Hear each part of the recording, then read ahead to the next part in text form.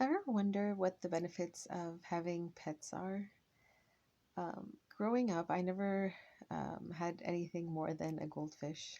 As we know, they don't have very long lifespan. But it was something that I never really thought about until later on in life. And anytime I'd be like on my way to school and I'm stopping at maybe a friend's house to walk the rest of the way to school together, if they did have a cat or a puppy, I would sometimes I wouldn't really know how to react. Like, am I allowed to say that I'm afraid? And then why am I afraid? Is it because it's something new and I don't know how to be friendly with like animals yet? I've never really had this experience or this opportunity to really think of it as a child. Like maybe at the point at that time I was maybe in grade 2 or 3, so maybe around 7 or 8 years old still. So it wasn't until I was late in my adult life. Anyway, I had this was maybe at least 5 or 6 years ago. I had two nieces who are, I think would have been 2 or 3 at the time, and I don't remember what it was that I just thought, you know what, it would be really nice for them to have a pet and just wonder about what it is to kind of um, experience that kind of affection towards something that you're almost responsible for. So there's something that I love, right, in the form of like a little fur baby, and I also need to learn how to take care of it. So you see sometimes now on YouTube where new infants are kind of put aside next to like a family pet, be it a puppy or a dog or a cat or anything, and you'll even see it with birds, and they'll kind of almost gradually almost come close as though like there's like this new life, and they're very cautious around coming towards it, and then how close can I come, and then what? And so they always kind of go towards it and then retreat and then go towards it and retreat. So it almost we can learn like these animal patterns if we follow them, how to interact with life, especially if it's something new. Like I talked about how anxiety sometimes is something when um, something we experience when we are entering into a new situation and we don't necessarily know how to understand how to react. And so our initial idea is fear. And then we already start to think of judgments, right? So, and because it's fear, it'll almost bring a negative affect. Like, I should be careful and I should, instead of I wonder, and then kind of building a sort of uh, mindset around building a bridge, right? Rather than withdrawing. So, I don't know how, like in the tradition, there's just building on accountability in my last video. It's difficult to know how do we judge because we're trying to understand behavior, for example, and consequences. So we think, well, animals, they don't have the faculty of discernment. So you can't really say that an animal did a bad action, right? If you have a pet that tore through like your living room, to a human, that's a bad action. But for them, that's just their nature. Maybe they're restless and they need to like expend that energy. If they are a cat, they need a scratching post. So it's almost like on the human to kind of help uh, allow for an environment that's something that's easy for them to adapt to.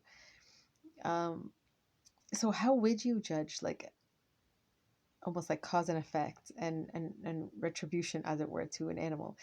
It's difficult to say unless you are thinking from um, the sort of lens or perspective of training them. So it's almost like I want you to be something that can live in a home, and these are we're trying to help you understand what the rules are. Or if it's like a seeing eye dog, right? In which case sometimes they'll wear the vest and it'll say, I'm working. So then nobody approaches it and tries to play in it or anything like that. So knowing this is it's really curious because you understand how we can train our own mind if you because we're all mammals in the end, right? Just and we do all have that base instinct, except that as humans we have the added element of faculty of discernment. So being able to differentiate between things, um, it can get to really fine-tuned subtle ideas that can help us flesh out more differences and commonalities and make even more accurate decisions about something. um, but anyway, coming to back to uh, if you were to think from like God's perspective, he does say that animals on the day of judgment, as it were, are not judged um, but they are turned to dust. So it's almost like, how do I factor that into an idea of rebirth? And then what if I come back as an animal? Like, is that like past enlightenment, and then I have to start over, and I almost have to give myself several thousands or millions of years to come back? And by then, like, what animal will I be? Or do I evolve into a human, or am I just, is that it? Is that nirvana? Like, we're just done, we're just animals that live on instinct? And then you think of different kinds of animals, right? Because we know that some animals are more intelligent than others. Like, we know of dolphins, we know of monkeys, and dogs, obviously. And when you think personalities, like, I think cats like have the biggest personalities. Sometimes you just see them like just their expression, and you think it's something that's relatable to humans. Like, sometimes you just know, okay, you clearly need some space, so I'm just gonna walk away and I won't even try to engage. And then we know of birds that they have their own logic.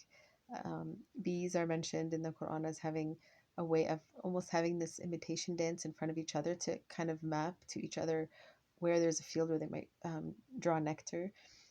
Spiders are mentioned. So all of these animals that maybe have some kind of mention in scripture, if you end up wanting to study scripture and you're just curious to know, I don't want to derive rulings, I just want to understand nature, I want to understand how to live my life and what I can align with in nature that I can relate to, and draw comparisons and create contrast.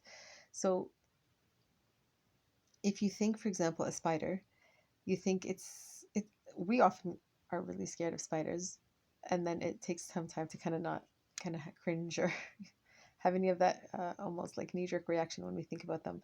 But God gives an example of how, in spite of that, they have a home that is very, very flimsy. So what does that mean, really? It's like, why put those two together? So in this chapter that's called the spider, or in some contexts it could be called the cobweb, it's almost to reiterate that, where do we find cobwebs? It's usually in a place that's abandoned, right? So it's, if you think of like haunted houses, usually they'll have that as kind of like a key element to kind of create the environment. But it almost goes back to the idea of dogma. Like, in a tradition, the idea is to continue to remain as contemporary as possible, to revisit the past and then bring it forward and see what continues to work, what doesn't, and then continue to evolve with it. And so the prophet used to say that he didn't like cobwebs in people's homes. So if you think of your heart as your home, or your ideas and your belief, that's all part of like your, where your mind is, and that's your psyche, that's your conscious sense of consciousness. So it's almost like, are you revisiting your ideas and your beliefs to understand why you're practicing what you're practicing, and does it make sense to you? And then the verse says, in the chapter, it says, the weakest of all homes are the homes of a spider. So it's almost like, if you haven't done the work to review what your beliefs are, and they're almost without a basis anymore, they're not founded on anything that's relevant, you crash. Like, you literally have nothing to back you up. And somebody can, who's maybe done the work and really understands why they believe what they believe and what their perspective is on life, if they come and try to have a discussion with you, and you take for